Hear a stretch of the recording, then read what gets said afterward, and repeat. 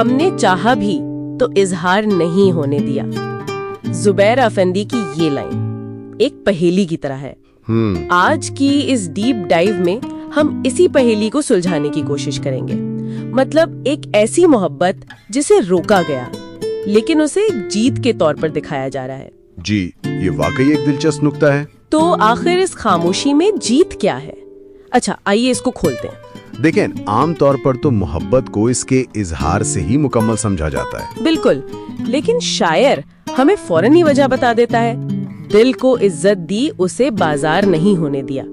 بازار، یہ لفظ بہت اہم ہے۔ بہت اہم۔ مطلب بازار تو وہ جگہ ہے جہاں چیزوں کی نمائش ہوتی ہے، ان کی قیمت لگتی ہے۔ جی، وہ بکتی ہیں۔ تو کیا شاعر یہ کہہ رہا ہے کہ محبت کا اظہار اسے ایک عام شے بنا دیتا، اس کی قدر کم کر دیتا؟ یہ تو وقار کا ایک بہت مضبوط احساس لگتا ہے۔ بالکل، یہ سارا معاملہ ہی وقار کا ہے۔ شاعر کے لیے یہ جذبہ اتنا مقدس، اتنا ذاتی ہے کہ اسے سب کے سامنے لانا ایک طرح سے اس کی بے حرمتی ہے۔ تو اسے بازار میں لانے کا مطلب ہے کہ لوگ اس پر اپنی رائے دیں گے، اسے پرکھیں گے اور وہ اپنی پاکیزگی کھو دے گا۔ تو یہ جو ضبط ہے، دراصل اس جذبے کی حفاظت کا ایک طریقہ ہے۔ ٹھیک ہے، تو وقار کی بات سمجھ آتی ہے، لیکن اگلا حصہ مجھے واقعی سوچنے پر مجبور کرتا ہے۔ کون سا؟ وہ قریب تھا مگر احساس کی حد تک ہی رہا۔ ہم نے رشتے کو کبھی بوجھ نہیں ہونے دیا۔ یہ کیسے ممکن ہے؟ صحیح۔ جب کوئی اتنا قریب ہو تو توقعات تو ہوتی ہیں، امیدیں ہوتی ہیں، اور اکثر یہی چیزیں رشتے کو بوجھ بنا دیتی ہیں، ہے نا؟ آپ نے بالکل صحیح پکڑا۔ یہی تو وہ کشمکش ہے جس سے شاعر گزر رہا ہے۔ تو پھر اس کا حل کیا ہے؟ اور اس کا حل وہ ہمیں اگلی ہی لائن میں دیتا ہے، جو شاید اس پوری نظم کا دل ہے۔ کچھ محبتیں دعا بن کے ٹھہر جاتی ہیں۔ اچھا، دعا بن کے ٹھہر جاتی ہیں۔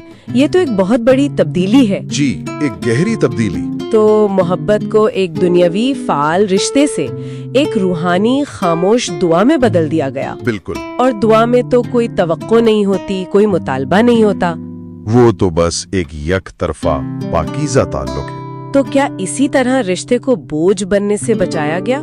یہی اس کا تجزیہ ہے۔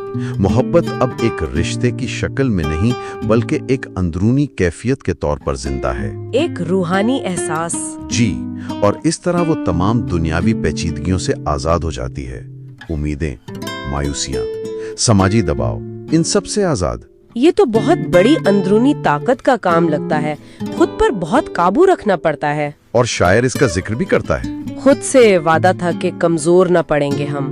مجھے لگتا ہے یہ وعدہ صرف اظہار نہ کرنے کا نہیں تھا۔ نہیں، یہ اس سے کہیں بڑا تھا۔ یہ اپنی ذات کو ٹوٹنے سے بچانے کا عہد تھا۔ یقیناً، یہ صرف ضبط نہیں ہے، یہ ایک فعال عمل ہے۔ اپنی ذات کے ساتھ ایک معاہدہ ہے کہ جذبات میں بہہ کر خود کو کمزور نہیں ہونے دینا۔ اپنی سالمیت کو برقرار رکھنے کا وعدہ۔ بالکل، اور یہی وعدہ ہے جو پوری نظم کو اس کے انجام تک لے جاتا ہے، اور وہ انجام ہے، اسی وعدے نے ہمیں بیکار نہیں ہونے دیا۔ یہ لائن تو حیران کر دیتی ہے۔ عام طور پر تو ہم یہی سنتے ہیں کہ ادھوری محبت انسان کو بے مقصد کر دیتی ہے، مایوس کر دیتی ہے، لیکن یہاں شاعر کہہ رہا ہے کہ اسی ضبط نے اسے مقصد دیا ہے۔ یہی تو اس نظم کی گہرائی ہے۔ شاعر کے لیے اس وعدے کو نبھانا ہی زندگی کا مقصد بن گیا۔ اچھا، اس کی زندگی کی توانائی محبت پانے میں نہیں بلکہ اس محبت کے وقار کو قائم رکھنے میں صرف ہوئی۔ تو یہ ضبط کمزوری نہیں بنا؟ نہیں، یہ اس کی سب سے بڑی طاقت بن گیا اور اسے مایوسی کی گہرائیوں میں گرنے سے بچا لیا۔ تو اس سب کا کیا مطلب ہے؟ ہم نے ایک پہیلی سے شروع کیا تھا کہ نہ کہی گئی محبت میں جیت کیسے ہو سکتی ہے؟ جی، اور لگتا ہے جواب یہ ہے کہ یہ شاعری صرف یک طرفہ محبت کا دکھڑا نہیں بلکہ یہ جذباتی وقار، اندرونی طاقت اور خاموشی میں مقصد تلاش کرنے کا ایک طاقتور بیان ہے۔ بالکل، اور یہ آج کی دنیا کے لیے ایک بہت اہم سوال بھی چھوڑ جاتا ہے۔ وہ کیا؟ دیکھیں، ایک ایسے دور میں جہاں ہر جذبے کو ظاہر کرنے پر، اسے سوشل میڈیا پر شیئر کرنے پر اتنا زور ہے، ہر چیز کی عوامی تصدیق چاہیے۔ جی، تو وہاں ان احساسات کی کیا قدر ہے جنہیں جان بوجھ کر نجی اور مقدس رکھا جاتا ہے؟ کیا خاموش جذبات میں کوئی ایسی طاقت پوشیدہ ہے جسے عوامی اعلان شاید کمزور کر سکتا ہے؟